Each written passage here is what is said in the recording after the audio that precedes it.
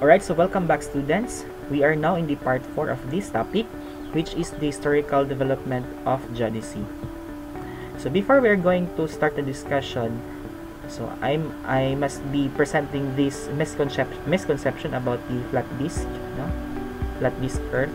No, so mutuo mo nga flat disk ang Earth, so you must not be here, no?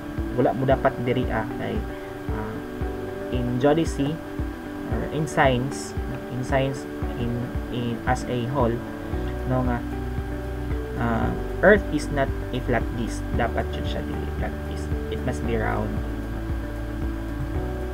So flat disk or was encircled by the ocean. So this was based from the idea of Homer's Iliad of 800 BC and the Thales of Milet of 600 BC. So, unsa day forma sa flat disk? Kung flat disk ang Earth, unsa day forma? So, this was the idea of the Homer's Iliad and the Thales of Milet. So, ingani ang forma daw sa flat disk. So, as you can see, naadriya ang Earth. Then, nakalibutan siya og land. Kaya nga di siya forma ang flat disk. Or, pwede ba siya ingani? Si Earth, tapos mga awas ang tubig diha, dindri ang mag-revolve si Sun, si Moon. Si Sun pag pagya siya moagi, so adlaw siya. Pag nasa ilalom si Sun is gabi. Yan na ilang mga. So another picture is this one. So kung mutuo mo, ingana si Earth, so you must not be here in this class because we are talking about the science about the shape and size of the Earth. Or it might be this one. Nadiri sa Earth, tapos kani is mga continents, then oceans, nakalibutan din siya of glaciers or snows, tapos na island sa ilalong. So are you one of them? We have the what we called the Flat Earth Society. Tapos na po dyan sila Facebook page. Kita lang na ko nga naamod to sa kuan kani nga Facebook group kay na bantay lang jud. So first we're going to tackle about the first Earth model, which is the spherical Earth model. So nganong naka-conclude man ang mga scientists before na ang Earth is spherical model? So nasa series of observation, and this first observation is the boat and the horizon. No? According to that observation, in the ancient seafarers, the Greeks and others must already have noticed that the boat coming from the horizon is not in full view, no? At once, or its superstructure is visible long before the hull is seen. So sana makabantay mo or nakabantay man siguro mo no kanang shall we say bangka or say barko na lang, no? And naa ka sa shoreline, no? Shoreline, tapos kani is sea. Samtang magkalayo ang bangka or ang boat, no? Ang imo na lang makita is ang tumoy na lang nga part sa bangka. So dili na siya pasabot nga kung gamay na lang imong makita, no? Gamay na lang imong makita nga portion sa bangka is nahulog na to siya or nawala na to siya.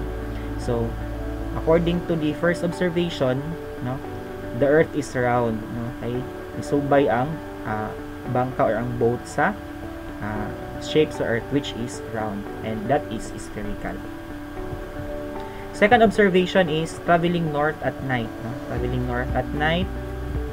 According to this observation, that traveling north at night, the North Pole star or kanang gitawag na tong Polaris is the North Star, appears to get higher in the sky as measured from the horizon up. And in the figure above, the angle 2 daw is larger than the angle 1. So kita nimo nakakadriya first, no? Imo saka ka sa North Hemisphere, padulong sa North Hemisphere. No, so diriya mas gamay pa ang imong angle kay mao ni imong horizon. Kabalo mo sa horizon class kada ang imong makita, no? Kada imong makita nga tawag ani yung horizon kana makita nimo na sa kung nagtindog ka, so ang kana makita nimo that's your horizon. So from that horizon padulong daw sa North Star mao ni imong angle. Pero when you traveling padulong sa north hemisphere, let's say for example nanakad diri so ang imong angle is ang angle sa horizon nimo padulong sa North Star, which is ang Polaris, is mas dako compared sa imong horizon this point. From that observation nakaingon sila nga spherical ang Earth. The next observation is traveling north by day. Adlaw na pod, okay na kay night man to, no? So traveling north by day, a man's shadow at noon becomes longer. So kung nakadiri nga portion sa Earth, no, ang imuhang ang strike sa sun is paana man. So ang imo dong shadow is shorter than the naakadiri sa kaning diri nga part sa Earth. At same time compare nimo ang isa ka tawo na adri sa let's say naa sa may middle na padulong na sa equator, no, ano nya po sang isa kay naa sa mga 60 degrees latitude north, no. So same time mag-observe mo, i-compare ninyo. So ang shadow sa dapit sa may equator is shorter than the person standing in the north 60 degrees north latitude. So mas longer ang iyahang shadow. So that's the third observation why the Earth is spherical. So realizing that the Earth daw is curved based sa katong mga observation, people jump into the conclusion that it is curved equally all over like as sphere. So katong ang mga observation mo to'y nagdala sa ilahang idea na nakaingon sila nga ang Earth is curved and that curve is equal and that's a sphere. Then the next question arises after the spherical Earth model. How big is that sphere? Karon kung sphere si Earth, unsa ni nakadako ang sphere? So kailan ba mo ani niya from GE100 or GE101 or kani? Yes, he is Eratosthenes, no? Siya si Eratosthenes. And si Eratosthenes, before pa sa iyaha, naa si Pythagoras, no? Which is from 580 to 500 before Christ. And his school, na iskwilahan si Pythagoras, as well as Aristotle, among others, expressed themselves for the spherical shape. So we all know nga si Eratosthenes, siya ang first nga nag-calculate sa circumference na sa Earth and also the radius. So, but before that, naanay mga expressions or naanay mga ideas before, no, si Pythagoras and Aristotle na ang Earth daw is a spherical shape. So, the founder of scientific geodesy is Eratosthenes, no, si Eratosthenes of Alexandria, who under the assumption of the spherical Earth deduced from the measurement of a radius for the Earth. And the principle of arc measurement mao yang gigamit na method to develop by himself was still applied in the modern ages, which is pinakaduol man pud na approximation ang gibuhat ni Eratosthenes, the arc measurement method. So here is the illustration, balik tani nga illustration, no. So since na naman ni sa inyohang GE100, I guess na inyo na discuss naman ni sa inyo ha. So the illustration on how Eratosthenes measured the circumference of the Earth and the radius of the Earth. So Eratosthenes at the well, no, at Syene or Chiene, no, Eratosthenes had observed that on the day of the summer solstice, the midday sun shone at the bottom of a well in the ancient Egyptian city of Suenet, so or known in the Greek as the Syene or Chiene. And Alexandria also know that at that instant, same day, na at Alexandria here, muna siyang Alexandria, he knew that at the same time, the sun was not directly overhead at Alexandria. Instead daw, it cast a shadow with a vertical equal to 1/50 of the circle or the 7 degrees and 12 minutes ang iyang equivalent. So mao ni siya ang shadow, no? Ang 7 degrees and 12 minutes. And also Eratosthenes knows that Alexandria and Syene were 500 miles apart. So from this observation, Eratosthenes concluded that the circumference of the earth is 50, okay, 1/50 man to siya na arc measurement. So 1/50 of the full circle. So that is the 50 times 500 miles, or it was approximately 25,000 miles ang circumference sa earth. And the accepted value along the equator is 24,902 miles. But if you measure the earth through the poles, kay since the earth is a oblate spheroid, no? Yes, oblate spheroid, mas dako ang iyang circumference sa equator compared sa axis niya katong sa meridian, no? So yang from mas dako ang circumference sa along east to west than the north to south. So but if you measure the earth through the poles, the value is 24,860 miles. So Eratosthenes was within 1% of today's accepted value, and Eratosthenes' conclusions were highly regarded at that time, and his estimate of the earth's size was accepted for hundreds of years afterwards. Siya may first, no, tapos mas dool po siya sa exact na value. And Eratosthenes, using the arc measurement, so nagamit siya geometry and some trigonometric functions to derive the circumference of the earth.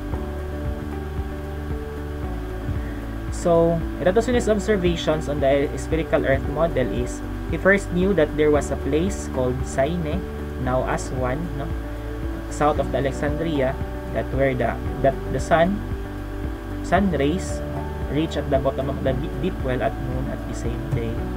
And he knew how many days it took a camel caravan to travel the distance between Syene at Alexandria. So mao ni iyang pamaagi kung giun sa to siya pag-calculate ang 500 miles.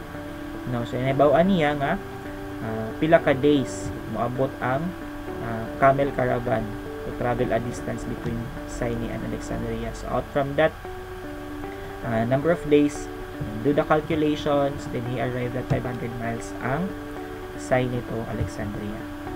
And also Eratosthenes is knowledgeable about geometry. Okay, di man siya maka-arrive adto na conclusion kung wala siya nagamit og formula sa geometry. And here is the illustration on the how Eratosthenes measured, no, the earth, measured the circumference of the earth rather. And for this video, so kay dili man ako siya play diri ano, so I'll be going to attach this to the LMS for the separate video. So tanawa lang ninyo kung saang this video is about the spherical shape of the earth. And now let's go to the ellipsoidal earth model. So manaman ta sa sphere, so let's go na to the ellipse na earth model. So in the 17th century, it was possible to measure distances and gravity precisely. This is enough to notice that the curvature of the earth was not the same at different places. So in this century, 17th century, possible na ang pag-determine sa distances and gravity sa nga mas precise compared sa una. So na notice nila na at different places, lahi-lahi o saman, the earth is not the same, no? The curvature na kuno of the earth is not the same at same places. So this meant to say that the earth daw is not a sphere at all, no? Kay dili man siya same o kay kung mayon mo gutag sphere at any point on that sphere dapat same iyang curvature, no? Kanang kung mayon tag curvature is the change in x, the change in y over the change of x, or kanang gitawag natong derivative of x, derivative of y over derivative of x, no? So kung same na sila og curvature, so that's proof nga ang earth is a sphere kay equal man ang iyahang curvature. Pero they notice nga dili siya same, no? So this meant to say that the earth daw was not a sphere after all. So kung dili siya sphere, so unsa naman pud siya karon, no? What else could it be? So dili naman siya sphere, so basin kani inganing forma, like since we are ellipse magyapon siya, di ba? Or basin kani ellipse man siya. And there are two countries, no, during this time na nag-argue about the real shape of the shape of the earth if it is not a sphere, no? So kaya nabantayan nila dili man sphere, so dili pud siya equal, so basin ingani daw forma. According sa French, ingani daw forma nga pagka-ellipse ang earth, or siyag egg. And according to British, ingani pud ang forma. Sa French is flatten daw ang earth at the equator. Flatten ang earth at equator. According to British, flatten ang earth at poles, North Pole and South Pole. So there are mo nilang mga arguments, no? So ang tawag adtong sa French na argument, no, is prolate daw ang ellipse. Prolate ang ellipse, which means to say flattened at equator. And according po sa British, oblate daw. Oblate nga ellipse. So pagmuntag oblate, flattened at the poles. So mo ni siya ang forma, no? Prolate daw ni according sa French, and this is oblate at British. So in French, no, they measure distances at France, and they were convinced that the earth was pointed towards the poles like an egg. And according sa British, so the British had Newton's new theory of gravitation. So nagbase sa ang taga-British sa theory ni Newton, which is the theory of gravitation, and they were just as convinced that the earth was flattened at poles like a grapefruit. Okay. From the arguments of two countries, no, there is an international dispute aroused when so-called earth elongators were pitted against the earth flatteners. So ang earth elongators is katuni siyang sa French, and earth flatteners are the British one. So to dissolve this dispute, no, the French Academy of Sciences decided in a magnificently simple way to solve the argument by sending one expedition to Lapland in the north, and the other is Peru, no, to Peru near the equator, measure and compare the arcs. Okay. So ang isa north, ang isa is ang along the equator. Sa Lapland is ang north, ang sa equator is ang Peru. So i-compare na sila ang ilahang na measure nga arcs. And this is the basis, no, if kung kinsay mudaog, no, between the French and the British. If a 1 degrees arc daw, no, 1 degree arc rather in the north were shorter than a 1 degree arc near the equator, then the French would be right.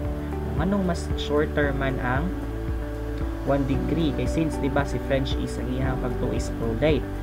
Pag muintag prolate, mas flatten siya at equator. Pag flatten at equator was mas longer ang iyahang 1 degree arc compared sa padulong sa north. And vice versa, no, if the arc daw kuno in the north were longer, the British would be right. Okay? Si British nagtuupod siya na si earth is oblate.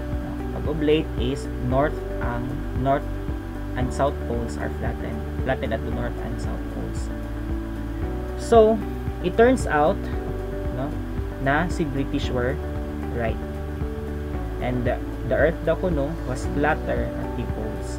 Mao nang ato ang earth model as ellipsoid is oblate, is ellipsoid, oblate siya. A flattened Earth model or oblate ellipsoid has been used since that solution of the argument. So, the ellipsoid daw as an Earth model, if an ellipse is rotated about its minor axis, it forms an ellipsoid of revolution. So, we are going to imagine na it is a simple ellipse, no? Kabaluman taon sa ellipse. May siyang forma. Oblate, no? Oblate siya nga ellipse. And, imagine na naamoy gigunitan, no? Nga a piece of paper, tapos naa siya'y somewhere stick sa inyong tunga-tunga sa inyong ellipse, and patuyukon ninyo siya sa katong axis na katong na-stick. So, ang mabuo na niya nga volume is na gitawag na to nga ellipsoid of revolution. And the customary ellipsoidal Earth model has its minor axis parallel to the rotational axis of the Earth.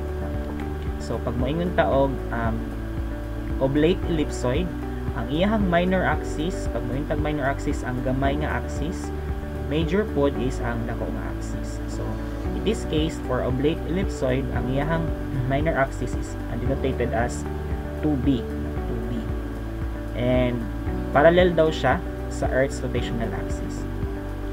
The size of such ellipsoid is usually given by a length of two semi-axis or the semi-major axis and the flattening. So ang iyang parameter ani plus is determined by first a semi-major axis kaning A. Next is ang semi-major axis. Katunga lang siya sa minor axis mo na siya from the center padulong dito sa north or south. So B na siya semi-minor axis, and sa semi-major axis from the center padulong sa equator. And ang flattening, which is A minus B over A, or semi-major axis minus semi-minor axis all over semi-major axis. Next Earth model is the geoidal. When the satellite data were analyzed further, so the birth of the geoid model is discovered and analyzed by the satellite data. As it turned out that the nearest point in the Earth's satellite's orbit, or tinagitawag na to og perigee, was always nearer to the Earth when the satellite was over the northern hemisphere than when it is over the southern hemisphere. And this indicates that the asymmetry of the Earth's shape. No? So nabantayan natin during nga naana ang katong nga satellite. No? So say mo ni ang Earth, ang orbit sa satellite is kani. Ana siya. So nabantayan daw na perigee, or ang satellite mas duol sa Earth, ang tawag ana niya is perigee. Satellite is nearer with respect to Earth. Perigee ang tawag ana niya. Mas duol daw ang satellite sa Earth in the northern hemisphere. No? And it turns out na it will go further, mas layo siya compared diri sa northern hemisphere. Southern hemisphere po, mas layo siya. Mas layo ang satellite when compared with respect to the Earth. Pag duol, perigee, tapos pag abot diri sa southern, layo na siya. Ang tawag na pud ana is apogee. A-P-O-G-E-E. Apogee. Tawag na niya. So nabantayan na this indicates daw that there is an asymmetry, no, of the Earth's shape. So kunting trivia lang, no? When satellite is nearer with respect to Earth, ang tawag ana niya is apogee, or moon, no? Si moon pudi pud siya. Basta with respect to Earth, ang tawag ana niya is perigee, no? Pero pag layo, apogee.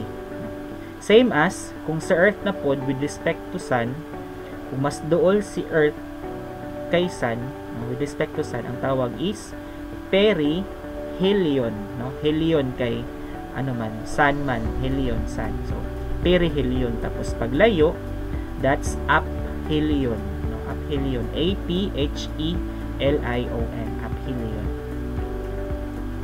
So it's a little narrower daw in the north than the south. So muna akong i-discuss sa ganina. In ellipsoid, we obviously do not mean the shape produced by the mountains and valleys and topography. Yes, it's right, diba? Kaya yung ellipse is smooth man siya. Smooth man siya. So, wala na to siya take into consideration ang mga mountains, valleys, or ang topography as a overall. Since we can measure the elevations in places above mean sea level, this is what they recorded on topographic maps, we can discount them and inquire into the shape of what is left, diba? So kung naatay mean sea level or ang geoid, no? Geoid. So wala na to siya gi-take account ang elevation. So elevation minus the height, ang mabilin na lang is ang sea level. Sea level, or pag naapod sa landforms ang katong sea level extended padulong sa landforms. That's the geoid. So that is the sea level surface itself as if it were extended from the seashore into the land areas without those elevations above it. So ngayon kung discuss di kaganina, no, from the sea level surface or mean sea level surface extended into the landforms without elevations above it. So terrain minus elevation, ang mabilin na lang muna siya mabilin sa earth, sa geoid na surface. So this sea level surface is also called as a geoid. Muna akong discuss kaganina na. And the earth of the shape of the geoid is what we mean by the figure of the earth. Itong mabilin, imagine na to na sea surface extended padulong sa landforms, no? Hantod na ma-connect siya, connect, and kana nga surface is what we call the geoid earth model. So again, baliktaan din na illustration. We have topography of the earth, tapos natay ellipse and geoid. So si geoid karon is from sea level, mean sea level extended padulong dito sa landforms. Magdepende po na siya sa density sa topography of the land. Density mo nang isa ka siya diha kay less iyang density, and iubo siya diri kay mas high ang iyang density. And pag ma-form na siya tanan, ma-form na siya, ma-connect na siya, then that's what we call geoid earth model. So baliktaan ni, no, there are three heights introduced in this earth model. We have orthometric height. It's the height from the geoid.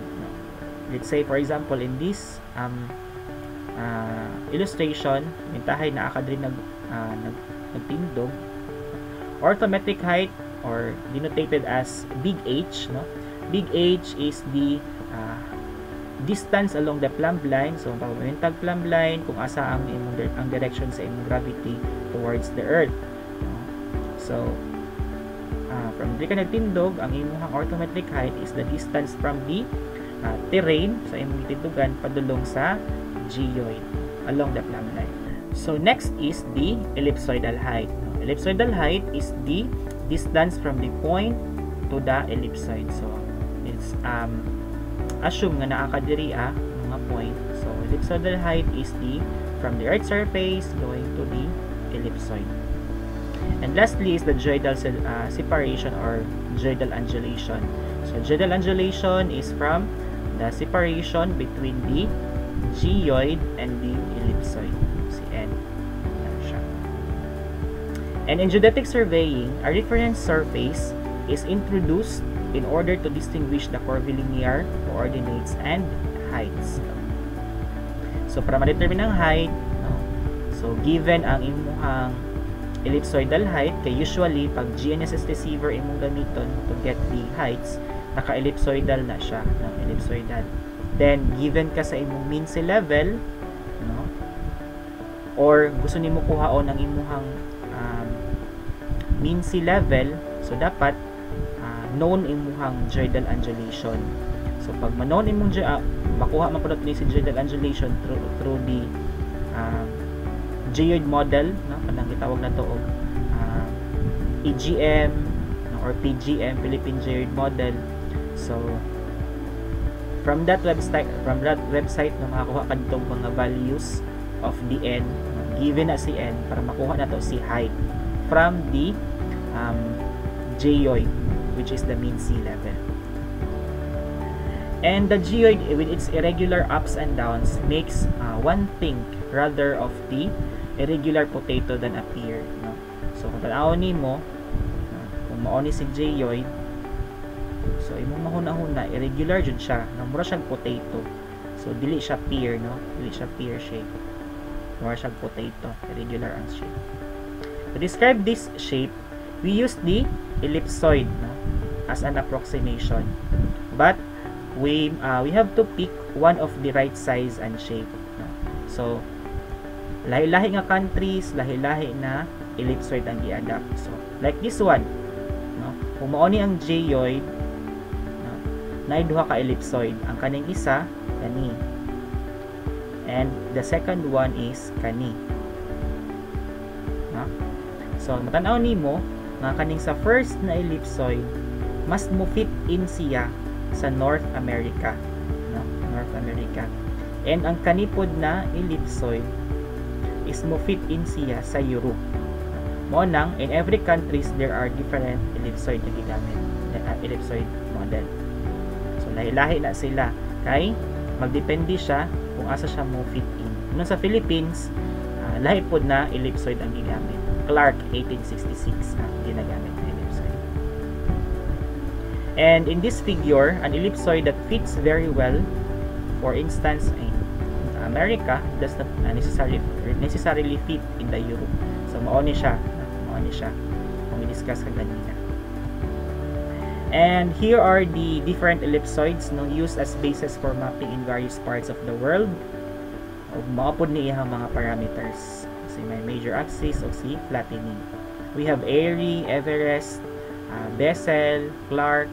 So sa Philippines mo na gigamit no si Clark 1866, which naa siya si may major axis nga 6378 206.4 ug ang iyang inverse flattening nga 294.98. Naputay Clark 1880, International 1924, Karsovsky 1940, International Astronomical Union of 1968, WGS 72, GRS 80, and WGS 84. Kanipod sa WGS 84, this is the worldwide adapted ellipsoid. Worldwide. So, napod siya parameter nga si may major axis nga 6378, 137, o ang flattening nga, inverse flattening rather, 298.2572. Alright, so we are now down to the last part of our topic, no? The part 5, which is the impacts and applications of geodesy. So, everyday geodesy daw. Why? It's because most people had not even heard the geodesy, diba? Murag sa inyo gani siguro karon pa mo nakadungog kung wala mo ni enroll sa geodetic engineering, wala mo nakadungog og geodesy. And probably you even fewer cared, no? Kung marag nakadungog, so mas gamay ra gyud ang nag-care. So gamay ra man kay ora di man siya sikat, so gamay ra pud nag-care sa iya. Up to the end of 20th century, the geodesists work more or less quietly behind the scenes, producing the spatial frameworks used by surveyors and cartographers, enabling them to do things like delineate property, design roads, and produce road maps. Until two technologies change geodesys background role. Kaning si GIS or si Geographic Information System o kaning si Global Navigation Satellite System. In GNSS, it is made possible for anyone to determine the latitude and longitude of almost anywhere on Earth, typically in a matter of seconds. But it is by turning on an expensive instrument the size of a pocket calculator. So, in GNSS system technology, so, for example, your cell phone, no, it is equipped na to determine the location of the place or katong kung asa ka nagtindog. So, by just adding an application or maybe turn on your location, so in a matter of seconds or maybe pinakadugan na kayo ng 2 minutes standing there in a position, then nana din kay latitude and longitude of your place.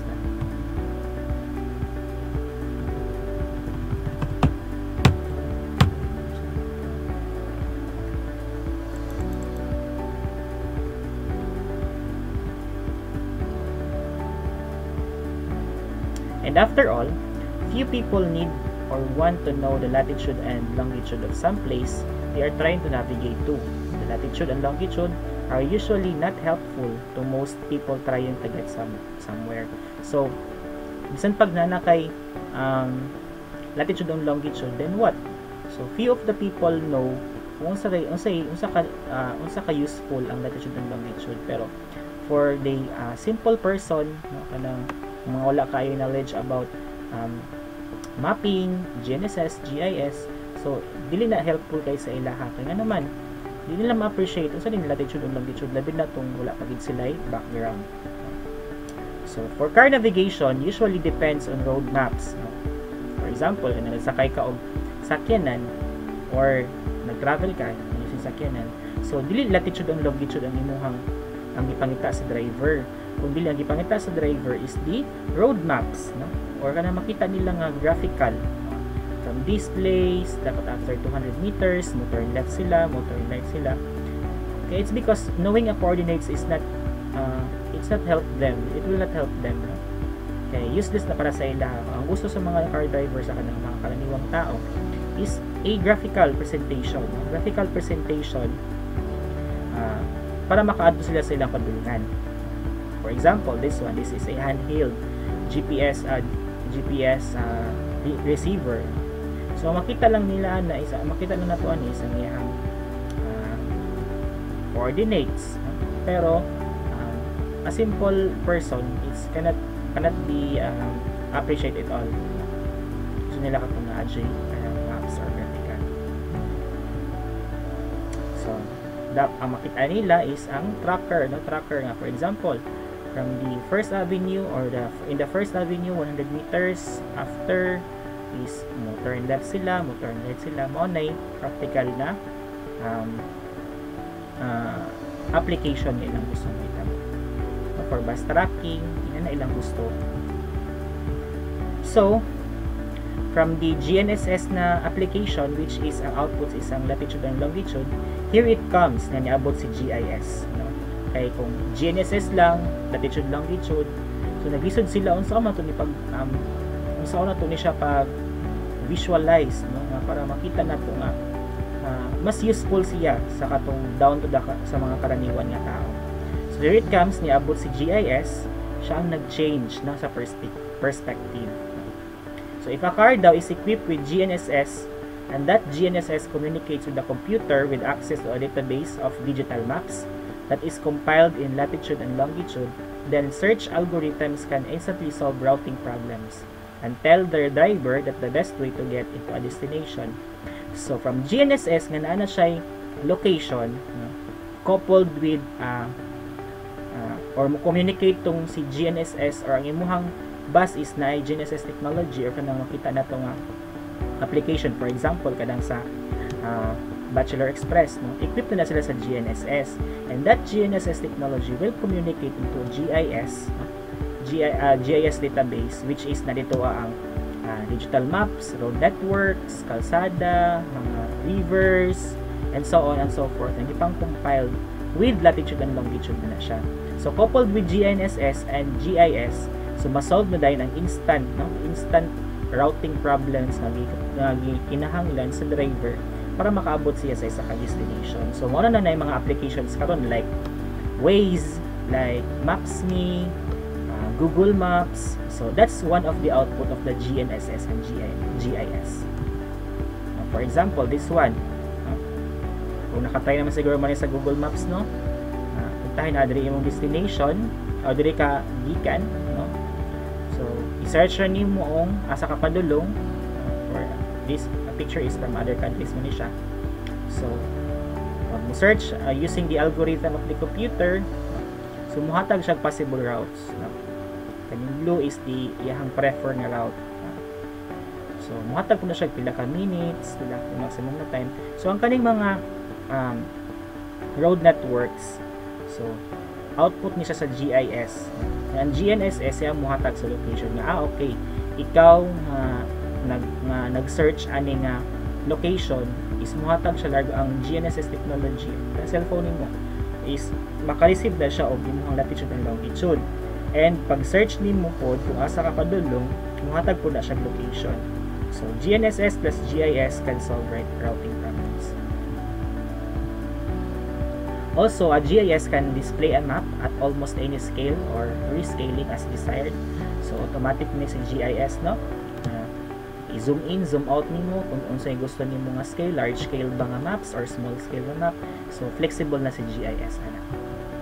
GIS also automatically display independently compiled maps in their correct locations if they were compiled in the same coordinate system. So si GIS, no, equipped na siya nga kung gitahay na kay gi-overlay nga land cover plus road networks plus river network. So, kung gusto niyo i-display lang si road network, then pwede kayo. Basta kay same lang sila coordinate system. Kaya magpatong-patong naman na sila. So, kung gusto niyo i-disable lang, ipakita lang niyo isang land cover sa isa ka area, then pwede kayo sa GIS. The desirability of having all the city's parcels being available for display and analysis as a whole, provided that the economic impetus to create maps compiled in global coordinate system, which are the product of geodesy. Kanang nakita nato nga mga kanang Google Maps, let's say for example, but sa Google Maps, compiled na siya, no, nga makita nimo ang hospital, location sa hospital, location sa establishments, plus road networks, plus parcels of the land, no? So gipatong-patong na siya, gi-compiled with same coordinate system. So that's merely output of product, no, or output of geodesy. So here is one of the outputs of geodesy, no, kung i-discuss sa gawin ng iParcel. So nakita ninyo diri no? For example, this is your location. So makita nimo sa GIS ang mga blocks or parcels of land. Makita nimo siya, gi-compile siya with same coordinate system. So now you can easily get access na okay, I want to search or kabalo na ko, gusto na ko mahibaw niya asa ni si lot number 2156 for example. So malocate na din na siya through GIS. And let's go to the impact of geodesy in our daily lives. So unsa day importance or impact ni geodesy sa ato ang matag-adlaw nga ginabuhat. So for example, emergency responders are beginning to navigate using GNSS.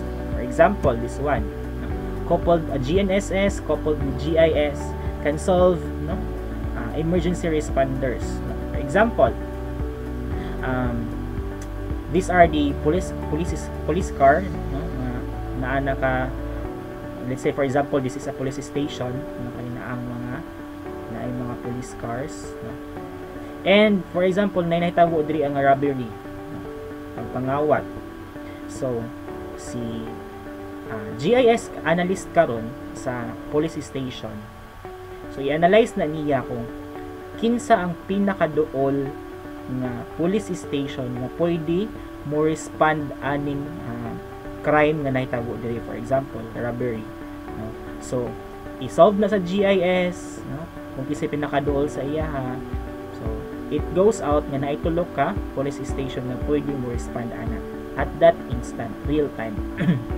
No, so muta nato nga okay kani si police station 123 ay pwede siya mo respond ana. So by that, di na sila magtinulakay nga ikaw may duol, kisa may kuan, ikaw man dapat diha. So GIS coupled with GNSS can solve this emergency responding. Next is travelers rent cars in unfamiliar cities, can navigate like natives. So thanks to GNSS na navigation system in rental cars. So sa una, no, kanang kung madot sa isa ka lugar, mag-rent dapat yung tag car, no, kanang na driver nga kabalo jud kung asa dapat ang pasikot-sikot. But thanks to GNSS navigation system, so natin mga application nga pwede magamit. So like for example, Google Maps again, Maps.me, Waze, so may lain for example. And Grab maybe, no? So Grab na application. So para makatag siya og kanang impact sa imong nga okay, I don't need to rent a car, no? Like na may mga application. Example this one, no? Dili ka nag-start, gusto nimo buhat mo already diri sa number 2 na point. So using the applications, no, coupled with GNSS plus GIS, then makasolve siya kakadapit mo agi, then makaabot na ka sa imuhang padulungan. And many people use web-based mapping services to produce maps with step-by-step directions of from their door to door to their destination on demand. For example, Grab Food. So Grab Food kana mag-book ka og kuan. It's a web-based mapping services kana. Food Panda, yes, pinakasikat, no? Food Panda. Mag-book ka tapos ihatod sa imo ha kung ahatanapit nga location. Then si Food Panda driver now kay using the application sa Food Panda, manavigate kaniya kung asa dapat imong location nga dito ka nag-book. So nga naka-power ang Geodesy sa ato ang daily lives. Like sige na kag-order og Food Panda, wala ka kabalo nga nagagamit na dai ka og Geodesy sa imong matag adlaw nga trabaho or imong ginabuhat. Next is ships can sail faster in inclement weather and ride lower in a water without running aground, and thanks to GNSS and high accuracy navigation channel survey. So in navigation pod sa barko, they are using GNSS and GNSS system to navigate nga okay hadapit sila mo agi nga safe, no? Like for example, mabutangan mo nila dira sa ilahang kani, for example sa ilahang monitor, dapat diri siya moagi kay mas safe o at the same time wala siya kasugat nga barko na kay na magina sa ruta nga agihan. So, thanks to GNSS nga system, na-solve nila lang problema nga okay dili ta mag-agi diri kay dapat diri jud ka moagi kay diri ang agihanan padulong dito tapos kung balik na po is kanina pong isa. So that's one way of how Geodesy impact yung navigation of ships. Another impact of Geodesy in our daily lives is the aircraft, no? Can operate in visibility conditions, and pilot can land with confidence that they will touch down on the runway and that hit any obstacles during the descent. For example, same nagyapon sa water navigation or sa navy navigation, sa air navigation pod kuan pod siya applicable. Si pilot is na siya confidence nga maka land siya bisan tuod og naay mga fogs or naay mga any weather bad condition, so maka-land siya sa gihapon sa runway tungod kay ang katong runway is naman siya coordinates or na siya location na. And of course para dili pud sila magsugat sa dalan or magsugat sa mabay tanang usahay ka nang makabantay mo pag masakay mo airplane, no? Or kinsa nakasakay sa inyong airplane na ginatawag na air traffic, no? Air traffic or magtuyok-tuyok isang nang naabot na tayo Manila pero sige pagtuyok-tuyok ang plane kaya it's because na air traffic. And kanang air traffic isang situation na siya ang naay mo through the GNSS na system tungod kay makita man nila nga kinsa na nagland karon, naabay airplane nga nagland, naabay airplane nga mo depart tayo pa. So from that maka-navigate sila or maka-communicate sila nga okay, I need to kanang mutuyok-tuyok sa ako diri sa isa ka lugar kay naapay nagland, kay naapay napay mo depart. So tungod na nga technology, then di wala malayo ang disgrasya and makaland po og safe ang mga pasahero. Next is cell phones can broadcast coordinates in an emergency, no? Sa inyong cellphone maka i-online nimo yung location, then makatag din siya og coordinates. Like for example nawala ka or for example nadukutan ka, no? Or na-emergency nga natabo sa imong wala ka balo imong parents. So kung nakaon ang imong location, di makatag ka nga okay na ako diri sa kuan kanina location, then mag-broadcast din na sa imong parents nga you need an help, no? Ang cellphone nimo na siya equipped na siya og GNSS technology nga maka broadcast na og coordinates. And GIS and GNSS are central to broad range of technology application. Both are mundane and exotic, and none of this application would be possible without geodesy. No? So, kung naakay ang mga application sa GIS and GNSS, so it would not be possible without the knowledge, no? Knowledge gikan sa geodesy. Kay ang kanang GIS o GNSS na technology, it start with the fundamental, which is ang geodesy. Unsay forma sa Earth, unsay size and shape sa Earth, unsaon pag-locate sa position sa Earth. So that's the knowledge of those applications came from geodesy. So next is why we need to learn geodesy. No, labi na sa to ang mga geodetic engineering students. Number 1, the GIS revolution created a new generation of cartographers who often are expert computer users but not necessarily trained in the concepts underlying spatial data or processes by which spatial data are created. So, pag mo yung tag-cartographers class, pag mo yung tag-cartography, it's the art of the map making, no? So, pag cartographer ka, you are the one who will in charge in mapping, no? Mapping the specific features, no? So, the GIS, labi na kay computer technology na, no? Ang gamit sa GIS application man siya. So, it will create the new generation of cartographers. Anyone, basta kay kabalo lang mo manipulate or kabalo lang mo gamit og GIS na software can map, no? But learning geodesy is need of this one. Kaya nga naman, okay, kung mag-map lang ka tapos you have no idea about geodesy, labi na sa katong giyon sa pagkuha, giyon sa pag-acquire ang spatial data, unsay giagyan ani nga mga corrections and adjustment before ka naka-acquire ani nga spatial data. So you need to know, okay, it's not just the concept of how you make the maps, but also the concept of how that data or that information was gathered.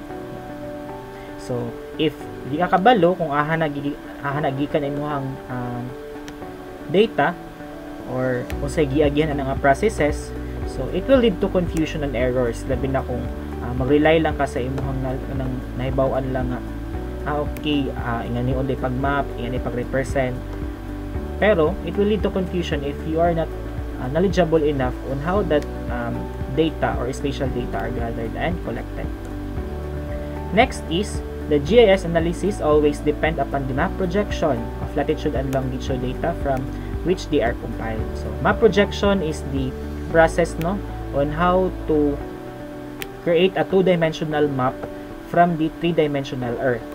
Balo magitaan na. So giun sa siya pagpamaagi, no, kay ang GIS is the representative, ang output mo sa GIS is ang kanaman yung mapa, no? So from the concept of process of map projection, if you are not knowledgeable with that, so useless lang gihapon. Labi na mag-fix na og errors, no, during sa analysis sa GIS. So dapat kabalo ka sa concept of map projections, which will be learned in geodesy. And we all know that all map projections distort one or more, like for example of length, area, shape, and direction. So sa map projection mong good, these following aspects, length, area, shape, and direction. So map projection only pinakakuan jud siya is isa lang jud dapat ang iyang i-preserve ani. Kung project ka nya, i-preserve lang nimo ang shape, the rest aning length and area and direction is na siya distortion. So any analysis that ignores this distortion is less accurate. So dapat careful ka kung unsa nga map imong gusto i-show. No, i-preserve niya ang direction, i-preserve niya ang shape, i-preserve niya ang length or area. So kung mamali ka adto og pili or imo tong i-ignore ng mga distortion, ang imong mahimong output na map is less accurate na. Because with the knowledge of geodesy, these distortions can be computed and then either eliminated or reduced to negligible levels. So in map projection, mahibaw-an nimo or ma-learn niyo kung saan ang pag-avoid or pag-eliminate or mo-reduce siya into the some negligible levels. So Kung GIS lang ka imong nahibaw-an, computer based, so wala, magpangutan-an ka gyud sa na siya pag-project, so dili ka kabalo. So we need to learn geodesy, which is the fundamental one. Number 3 is geomaticists need to understand that all geospatial data contain error, either from their measurement of the distortion introduced by geospatial manipulation. So motuumog sa dili, there is no measurement na walay error. There is no measurement na perfect. Nandiyan na error. Now, for example, sa kanang mga satellite data, so kung mag-rely lang ka, hindi mo i-post-process ang data gikan sa satellite, so nanay error, no? Nagkontain nag-error, different kinds of error. Now, nganong mo learn tawag geodesy? It's because we need to fix that error. We need to adjust these errors, and we need to distribute this error para ma-eliminate siya, para atong data is accurate, no, than expected. Number 4, geospatial data that refer to the different coordinate system cannot be mixed together in the meaningful way. Any more than temperatures in degrees in Fahrenheit can be used with temperature in degrees Celsius. So, geospatial data, din na siya different coordinate system, no? Panggiingon, different countries or different kung kinsa magaling ang host country nga nagbuhat ang spatial data, so na sila kaugaling ng coordinate system. So dili pa sabot nga si coordinates nga gigamit sa US is applicable siya into Philippines. So we need to understand more on how these coordinate system are being interrelated. Ang coordinate system sa US is lahi, ang coordinate system po sa Philippines is lahi. So we need to know the relationship, and this relationship will be taught in the geodesy class, labi na sa transformation. And spatial data are routinely collected in many different coordinate system, and using them together in a naive way results in unrealistic map. So kung imuha na siyang kung gamit kag GIS, so konting background na sa GIS, kung ang coordinate system sa US plus coordinate system sa Philippines, kung imuha na siyang i-overlay, di na sila magtungod, no? Di na sila magtungod kaya nga naman lahi-lahi man sila projection. So unrealistic lahi siya sa imong gi-expect. Mo nang kinahanglan mag-learn sa geodesy. And from the arguments or from the statement from number 1 and number 4, the knowledge of geodesy and cartography is necessary to solve these problems correctly. So dapat na-educate natin sa geodesy and how does these data are being represented. So out from the knowledge of cartography. So to have the relationship between those coordinate system, or dapat i-transform nyo siya nga magkapareha siya og same coordinate system, there are tools, no? There are tools to transform the data so that they are all in the same coordinate system. With these tools and proper knowledge, the geomaticist is free to mix and match data with an understanding of the compromises and trade-offs inherent in each decision made along the way. So with the knowledge of geodesy, you can now understand na bisan pag-unsa na siya nga bisan pag-unsa na siya nga coordinate system, basta kay naa kay knowledge on how to transform that data is mabuhat jud po nimo ang imong gustong imong output, no? Para ma-same siya og coordinate system, and that transformation will be taught in geodesy. And in extreme cases, no, ignorance of this distortion and other geodetic topics could lead the maps to put in danger to public safety. Ano man sir, kung anong ma-endanger man ang public safety sir, kung mag-ignore, kung kintahay di dato siya tun-an jud maayo ang origin sa datasets, anong kinahanglan man gid ato makabalo og geodesy sir na kung magmapata. It's because ignorance, again ignorance of the distortions and other geodetic topics could lead to endanger to public safety. Let's say for example, mali imong nahimong mapa, mali imong pagmapa, no? Mali pud ang pagka-interpret sa imong mapa. So kung wala nimo take into account ang distortions, wala nimo take into account ang mga errors, so kung imo tong gi-ignore tanan, no, pangit ang mahimong output sa imong mapa. Now kung pangit ang imong output sa imong mapa, it will lead to the people na mali imong mahatag na information sa ila ha. It's because in a map we are showing the information in a graphical geographical nga kuan nga pamaagi. So for example, nagmap ka og para sa ganina tong routing problems no, kung kinsa dapat ang police station nga mo respond pag naay murder or naay kawat, murder, robbery, robbery. So kung mali ang mahatag nimo nga mapa sa police station tapos nabutang na nimo sa isa ka website, basin mali ang maadtuan nga establishment sa mga police. So ma-endanger na ang public safety, so free na nakalakaw ang kawatan nga wala naka-respond ang police kay tungod mali ang nahatag nga map sa police station. So mali nga information, it will endanger the public safety. So another is to detect the, for example, fire hydrant no. Alam mo sa fire hydrant no, pintahay kanang fire hydrant is kanang sa dito sa kalsada nga naay makita ninyo dira ang mura og tube nga dira magkuha og tubig ang mga bombero when it comes to kanang sunog no, emergency na kuhaanan. So that's fire hydrant. So kung if you are the one na imong imapa ang mga fire hydrants located in Butuan City, and kung gi-ignore nimo ang distortion, ang mga errors, i-map lang nimo siya, then gihatag nimo sa fire station. Kunya ang fire hydrant dito nakabutang is sa papel or sa inyong database is kani nga location.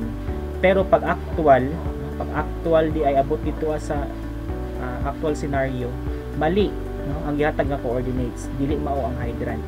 So it will cost na madugay ang mga bombero kuha og tubig no, kay bisan tuod bisan nagdali sila kay para mapatay ang kalayo. So madugay na tungod kay wrong ang nahatag information kay you are not for example not using the proper units for its position. Okay na? So that's one of the example nga ma-endanger ang public safety tungod sa ignorance of the distortions. And such mistake might hinder firefighters in locating the hydrant in an emergency. So man akong giliskas ganina, malangay sila bisan nagdali sila kay para mapatay ang kalayo, madugay na noon tungod kay mali ang nahatag ng information sa hydrant. So according to Gunther Grulich no, the past president of the American Congress on Surveying and Mapping, he stated that geography without geodesy is felony, which underlines the importance of geodesy to all practitioners of geomatics. So that is how important the geodesy na labi na sa ato ang everyday living or sa atong society. And to sum it up, I have a video no? So di man ako siya ma-play diri so ako na lang i-attach sa atong LMS. For your questions and clarifications, you may chat me in the FB page no, kung naamoy kalisudan, so naamoy ka ng kalibugan during clarifications about this lecture, so free to message me again. And I guess this ends my presentation for the topic 1. Congratulations, and I hope this helped no, labi na sa karon sa pandemic na to ang giagihan ng new normal na ang tanan. So naglisod pod me. So I hope that this video lecture will help you to understand the topic. And again, pag na may question, please free to ask me in my FB page and I will respond. Thank you so much and keep safe everyone.